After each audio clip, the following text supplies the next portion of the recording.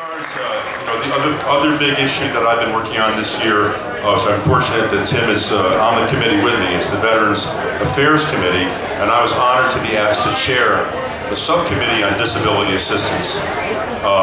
You probably know that there's a backlog of approximately 600,000 claims for disability assistance for veterans who've earned it. They paid with their time away from their family, with their blood, sometimes with their lives, but certainly with major impacts on their lives and traumas of various kinds. And when they come back, as Congressman Walz says in the committees, we should presume that the veterans telling the truth. They should get the presumption of truth. And instead, the opposite is happening, where the VA is acting like some HMO, where they question everything and they deny everything. And they say, well, so you were exposed to Agent Orange and you happened to have prostate cancer, but prove it. Prove to us that it was service-related. So you were in Fallujah during the initial assault and you happened to see a bunch of your buddies get killed, or in the case of one soldier from my district who we helped, a 25-year-old young man saw the worst of combat in Fallujah, came back and was having suicidal thoughts and depression, classic symptoms of depression. Exaggerated startle reflex, that's what his psychiatrist said. And they gave him a 0 rating for PTSD, which means nothing's wrong with you.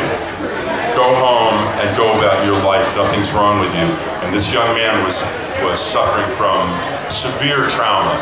And we were able to, as I'm sure, Tim's casework is probably a lot like mine. All of us right now are dealing with this influx of returning vets from Afghanistan, mainly from Iraq. And we were able to get this young man $24,000 in back psychiatric fees that his mother had paid for out of her savings, and 100% PTSD classification, and a couple $1,000s a month to live on, and individual therapy and group therapy every week. And now he's got a life. At the age of 25, he's got a future. He can go to school. He can plan his life.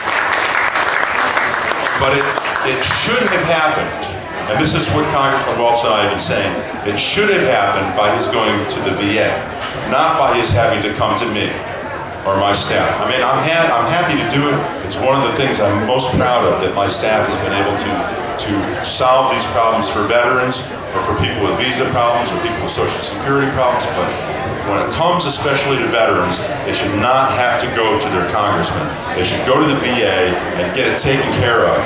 And that's one of the things we're determined to do in this term, is pass legislation that puts the veteran first and honors their gift and commitment to our country.